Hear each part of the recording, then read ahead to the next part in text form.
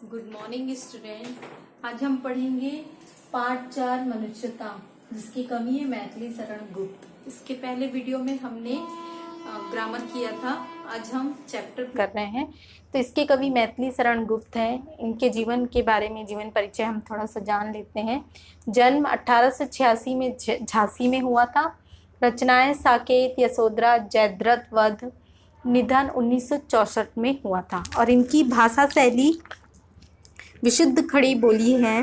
भाषा पर संस्कृत का प्रभाव है। काव्य की कथा वस्तु भारतीय इतिहास के ऐसे अंशों से ली गई है जो भारत के अतीत का स्वर्ण चित्र पाठक के सामने प्रस्तुत करती है। तो इस पाठ का नाम है मनुष्यता। इस पाठ में कवि ने बताया है कि मनुष्य को हमेशा अपने कार्यों के द्वारा महान बनना है। ठीक है, क्योंकि मृत्यु तो क्या है, मृत्यु आएगी अवश्य। जो मनुष्य इस दुनिया में जन्म लिया है तो मृत्यु तो उसे अवश्य आएगी, आज नहीं तो कल। लेकिन वही मनुष्य को याद करते हैं, उसी व्यक्ति को याद किया जाता है जो अपने कर्मों के द्वारा, जो अपने अच्छे कार्यों के द्वारा जाना जाता है।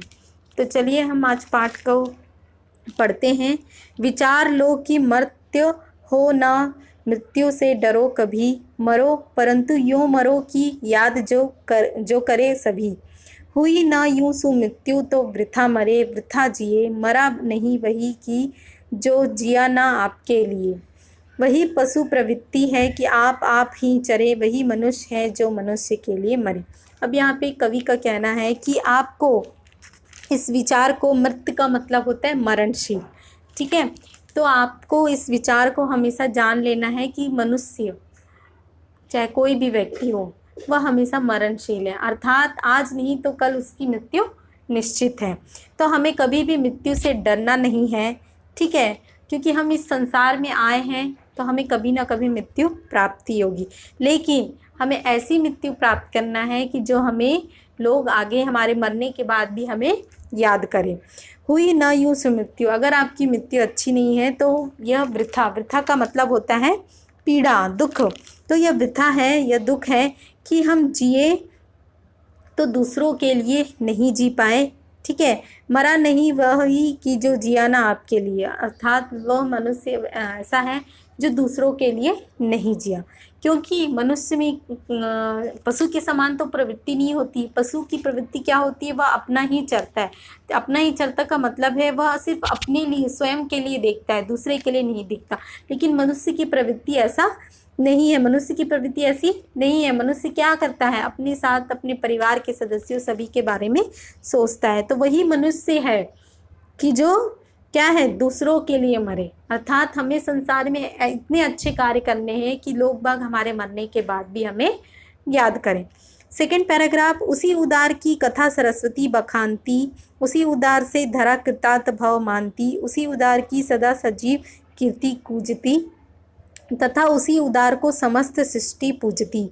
अखंड आत्म भाव जो असीम विश्व में भरे, वही मनुष्य है कि जो मनुष्य के लिए मरे।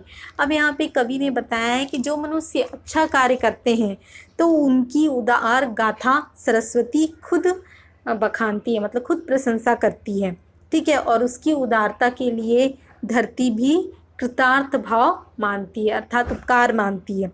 उसकी उदारता हमेशा सदियों तक विश्व में गूंजती रहती है और संसार में सभी लोग उसकी गाथाओं को पढ़ते हैं। अखंड आत्मभाव जो असीम विश्व में भरे। अब यहाँ पे बताया गया है कि उसका अखंड आत्मभाव पूरे विश्व में फैल गया है, क्योंकि जो वही मनुष्य है जो मनुष्य के लिए मरे, अर्थात जो दूसरों के लिए सहायक रहे, जो दूसरों के लिए अपना जीवन समर्पित कर दे, वही मनुष्य है।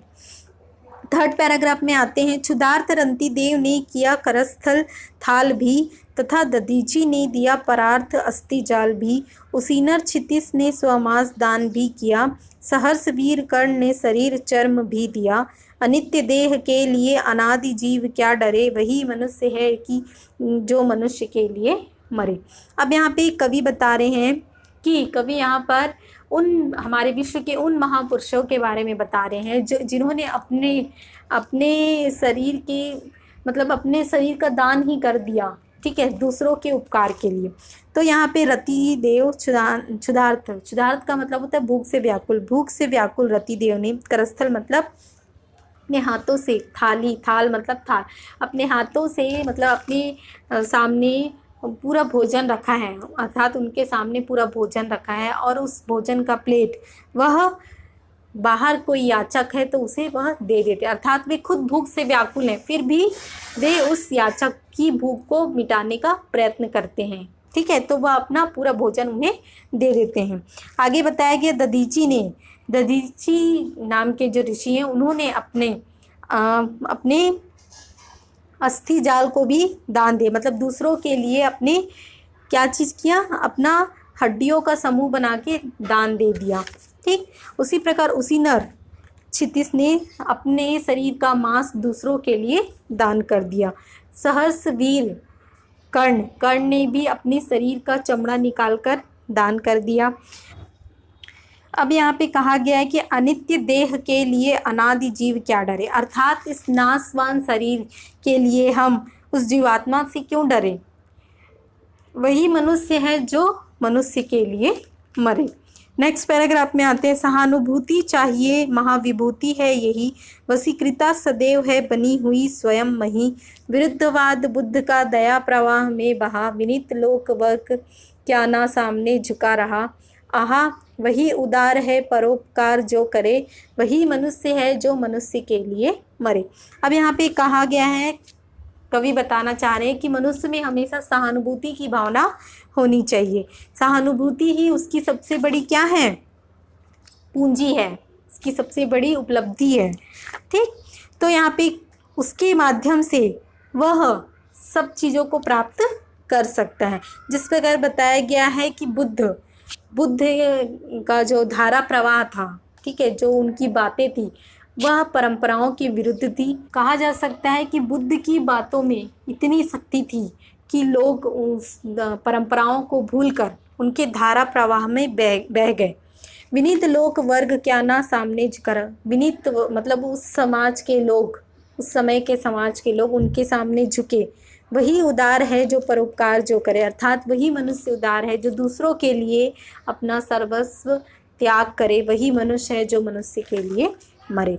नेक्स्ट पैराग्राफ में आते, रहो न भूल के कभी मदांध तुच्छ वित्त में, सनाथ जान आपको करो न गर्व चित्त में, अनाथ कौन है यहाँ त्रिलोकनाथ साथ हैं, दयालु दीन बंधु के बड़े विशाल हाथ हैं, अतीव भाग्यहीन है अधीर भाव जो करे, वही मनुष्य है जो कि मनुष्य के लिए मरे। अब यहाँ पे कवि बता रहे हैं कि मनुष्य को कभी भी, चित्त का मतलब होता है मन में, कभी भी मन में घमंड की भावना नहीं रखनी चाहिए, अर्थात अगर आप कभी भी अच्छा कर रहे हैं, आप तरक्की कर रहे हैं तो आपके अंदर में घमंड की भावना नहीं होनी चाहिए, ठीक है। वही मनुष्य है जो अपने मन में कभी भी घमंड की भावना नहीं रखता है, क्योंकि संसार में कोई अनाथ नहीं है, सबके लिए भगवान है, ईश्वर है, वह सभी के लिए समान रूप से कर रहे हैं। दयालु दीन बंधु के बड़े विशाल हाथ हैं, उनके हाथ बहुत बड़े विशाल हैं। अति भाग्यहीन है अधीर भाव जो करे, अर्थात मनुष्य को धैर्य को कभी नहीं खोना चाहिए, हमेशा धैर्य की भावना अपने अंदर रखनी चाहिए, क्योंकि किसी भी मनुष्य का भाग्य, कोई भी मनुष्य भाग्यहीन नहीं होता है। वही मनुष्य है जो मनुष्य के लिए मरे, अर्थात वही मनुष्य है जो दूसरों के लिए कुछ न कुछ करे। नेक्स्ट पैराग्राफ में आते हैं, अनंत अंतरिक्ष में अनंत देव हैं खड़े, समक्ष ही स्वबाहु जो बढ़ा रहे बड़े बड़े, परस्पर अवलंब से उठो तथा बढ़ो सभी, अभी अमृत्य अंक में अपंक हो चढ़ो सभी, रहो न यूं कि एक से न काम और का सरे, वही मनुष्य है जो कि मनुष्य के लिए मरे। अब यहाँ पर कवि बताना चाह रहे हैं कि इस अनंत अंतरिक्ष, अर्थात इस अनंत अंतरिक्ष में स्वयं परमेश्वर खड़े हैं जो अपने हाथों से हम सबको संभाल रहे हैं। परस्पर अवलंब से उठो तथा बढ़ो, अर्थात आपसी एक दूसरे का सहारा बनकर सभी आगे बढ़ो, सभी उठो, ठीक है। अभी अमृत्य अंक में अपंक हो चढ़ो सभी। अब यहाँ पे कवि बता रहे हैं, अपंक मतलब कलंक रहित, अमृत्य अंक मतलब होता है देवता की गोद में, कलंक रहित होकर देवता की गोद में जाकर बैठ जाओ, अर्थात शुद्ध भाव रखते हुए दूसरों के लिए कुछ अच्छा काम करो और अच्छा करते हुए अपने लिए कुछ अच्छा दूसरों के लिए करते हुए अपने नाम की उपलब्धि पाओ। अर्थात रहो न यूँ कि एक से ना काम और का सरे, अर्थात आपने कोई एक काम कर लिया और दूसरे से फिर आप एक्सपेक्ट कर रहे हैं कि दूसरा भी आपके लिए वह काम करे। तो ऐसी भावना ना रखकर वही मनुष्य, अर्थात आप दूसरे के प्रति ये भावना ना रखें कि वह आपसे क्या चाहता है। ठीक है, आप हमेशा अपना कर्म करते रहें। वही मनुष्य है जो दूसरे मनुष्य के लिए अपना सर्वस्व त्याग करे। नेक्स्ट पैराग्राफ में आते हैं। मनुष्य मात्र बंधु है, यही बड़ा विवेक है। पुराण पुरुष स्वयंभू पिता प्रसिद्ध एक है। फलानुसार कर्म के अवश्य बाह्य भेद हैं, परंतु अंतरैक्य में प्रमाणभूत वेद हैं। अनर्थ है कि बंधु ही न बंधु की व्यथा हरे, वही मनुष्य है कि जो मनुष्य के लिए मरे। अब यहाँ पे कवि बताना चाह रहे कि मनुष्य मात्र का बंधु क्या है, अर्थात मनुष्य का मित्र क्या है। बंधु का अर्थ होता है मित्र, विवेक, विवेक अर्थात बुद्धि। तो मनुष्य का मित्र क्या है, उसकी सबसे बड़ी बुद्धि। तो पुराण पुरुष स्वयंभू पिता प्रसिद्ध, अर्थात यहाँ पे कहा गया है कि स्वयंभू पिता भी जानते हैं कि मनुष्य के पास क्या है, बुद्धि है। फलानुसार कर्म के अवश्य बाह्य भेद है, अर्थात हम जिस प्रकार कर्म करेंगे उसके अनुसार हमें फल तो अवश्य मिलेगा, परंतु अंतरैक्य में।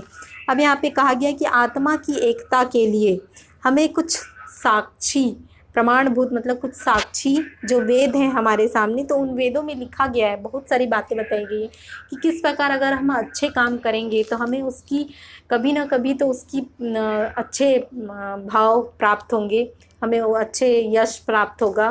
कहने का मतलब यह है कि अगर कोई भी काम आप अभी अच्छा करते हैं तो ज़रूरी नहीं है कि उसका फल आपको तुरंत मिल जाए, वह आपके कर्म में जुड़ता जाएगा। तो यहाँ पे उसी चीज़ को बताया गया। अनर्थ है कि बंधु ही ना बंधु की व्यथा। आज के समाज में ये सारी भावनाएं अनर्थ हैं कि कोई बंधु ही, कोई मित्र ही दूसरे मित्र की व्यथा को ना समझे, ठीक है, उसके दुख को हरने का प्रयत्न ना करे। अर्थात वही मनुष्य है जो दूसरे मनुष्य के लिए सहायता करे। नेक्स्ट है, चलो अभिष्ट मार्ग में सहर्ष खेलते हुए, विपत्ति विघ्न जो पड़े उन्हें ढकेलते हुए। घटे न हेल मेल हाँ बढ़े न भिन्नता कभी, अतर्क एक पंथ के सतर्क पंथ हो सभी। तभी समर्थ भाव है कि तारता हुआ तरे, वही मनुष्य है कि जो मनुष्य के लिए मरे। अब यहाँ पे कवि बताना चाह रहे हैं कि इस रास्ते पर, इस अभिष्ट मार्ग पर आपको सहर्ष खेलते हुए, अर्थात हिम्मत के साथ खेलते हुए आगे बढ़ना है। कोई भी विपत्ति यानी कोई भी समस्या, विघ्न यानी कष्ट आए तो हमें उन्हें ढकेलते हुए, जिस प्रकार रास्ते में आप चलते हैं तो बहुत सारे पत्थर कंकड़ आते, तो आप उन्हें ढकेलते हुए आगे बढ़ते हैं कि नहीं, कि आप वहाँ पे रुक जाते हैं कि नहीं अब यहाँ पे पत्थर है हमको आगे नहीं बढ़ना है, ऐसा तो नहीं करते। तो यहाँ पे उसी चीज़ को बताया गया है कि आप उस चीज़ के लिए, उस चीज़ से डरे नहीं, आप उस चीज़ से दूर डरे नहीं। कहने का मतलब यह है कि उन परिस्थितियों से आपको डरना नहीं है, बल्कि उन परिस्थितियों का डटकर आपको सामना करना है। घटे ना हेल मेल हाँ, और इससे कभी भी आप एक दूसरे की भावना को कभी भी हानि नहीं पहुंचनी चाहिए। बढ़े ना भिन्नता कभी, कभी भी एक दूसरे में भिन्नता की भावना नहीं आनी चाहिए। अतर्क एक पंथ के सतर्क पंथ हो सभी, एक रास्ते के अनेक राहगीर हो सकते हैं। तभी समर्थ भाव है कि तारता हुआ तरे, अर्थात तभी एक समर्थ भाव आपके सामने आएगा कि तारता हुआ, अर्थात हर कष्टों को तारते हुए हमने पार कर लिया। ठीक है, वही मनुष्य है जो मनुष्य के लिए मरे, अर्थात वही मनुष्य है जो दूसरों के लिए सहायक हो, दूसरों के लिए सोचे। इस कविता के माध्यम से मैथिली शरण गुप्त जी ने बताने का प्रयत्न किया है कि मनुष्य को एक दूसरे का सहायक बनना है। ठीक है, क्योंकि हमारे पुराणों में, हमारी संस्कृति में यह बात पहले से बताई गई है कि जब तक हमारे पुस्तकों में बताया गया है कि कैसे कैसे महापुरुष हैं जिन्होंने दूसरों के हित के लिए अपना सर्वस्व त्याग दिया। इन महापुरुषों के बारे में भी इस पाठ में बताया गया है। कभी भी यही बात बताना चाह रहे हैं कि मनुष्य को एक दूसरे का सहायक बनना चाहिए, एक दूसरे की सहायता करनी चाहिए, एक दूसरे की पीड़ा को हरना चाहिए। साथ ही साथ हमें अपने जीवन में कुछ ऐसे अच्छे कार्य करने चाहिए ताकि हमारे मरने के बाद भी लोग हमें याद करें। इसके बाद हम प्रश्न अभ्यास करते हैं। इसमें पूछा गया कवि ने कैसी मृत्यु को सुमृत्यु कहा है। तो कवि ने उस मृत्यु को सुमृत्यु कहा है जिसमें हम मरने के बाद भी लोगों को याद रहें। सेकंड है उदार व्यक्ति की पहचान कैसे होती है। उदार व्यक्ति की पहचान उसके कार्यों के द्वारा होती है। कवि ने दधीची, कर्ण आदि महान व्यक्तियों का उदाहरण देकर मनुष्यता के लिए क्या संदेश दिया। कवि ने दधीची, कर्ण आदि महान व्यक्तियों का उदाहरण देते हुए मनुष्यता का यह संदेश दिया है कि किस प्रकार मनुष्य अनेक प्रकार के कार्य दूसरों के हित के लिए करके इस समाज में, इस संसार में प्रसिद्ध होते हैं। कवि ने किन पंक्तियों में यह व्यक्त किया है कि हमें गर्व रहित जीवन व्यतीत करना चाहिए। कवि ने अब यहाँ पे कुछ पंक्तियाँ बताई गई हैं कि कवि कह रहे हैं, रहो न भूल के कभी मना तुच्छ वित्त में, सनात जान आपको करो न गर्व चित्त में। तो यहाँ पे कवि ने इन्हीं पंक्तियों के माध्यम से कहा है कि हमें गर्व रहित जीवन व्यतीत करना चाहिए। मनुष्य मात्र बंधु से आप क्या समझते हैं। अर्थात कवि यह बताना चाहते हैं कि मनुष्य ही उसका एकमात्र बंधु है, उसका मित्र है, जो उसके कष्टों को दूर करने में सहायक हो सकता है। एक व्यक्ति दूसरे व्यक्ति की सहायता करने में समर्थ हो सकता है। कवि ने सबको एक होकर चलने की प्रेरणा दी। कवि का कहना है कि सबको एकजुट होकर चलना है। ये नहीं कि कोई आगे बढ़ रहा है तो आप उसे ढकेल देंगे या फिर आप उससे चिढ़ेंगे, इस प्रकार की भावना आपको नहीं रखनी। सबको एक साथ लेकर चलना है। नेक्स्ट क्वेश्चन है, व्यक्ति को किस प्रकार का जीवन व्यतीत करना चाहिए। व्यक्ति को हमेशा स्वार्थहीन जीवन व्यतीत करना चाहिए। अर्थात यह भी कहा जा सकता है कि व्यक्ति को सहानुभूति, ठीक है, सहानुभूति और का उदारता आदि भावनाओं के साथ जीवन व्यतीत करना चाहिए। मनुष्यता कविता के माध्यम से कवि क्या संदेश दे। मनुष्यता कविता के माध्यम से कवि यही संदेश देना चाहते हैं कि मनुष्य को एक दूसरे का सहायक बनना है। मनुष्य के दूसरे मनुष्य के प्रति प्रेम की भावना होनी चाहिए, ताकि वह आपसी प्रेम के द्वारा एक दूसरे के लिए कुछ करे, कुछ त्याग की भावना उत्पन्न करे। Thank you.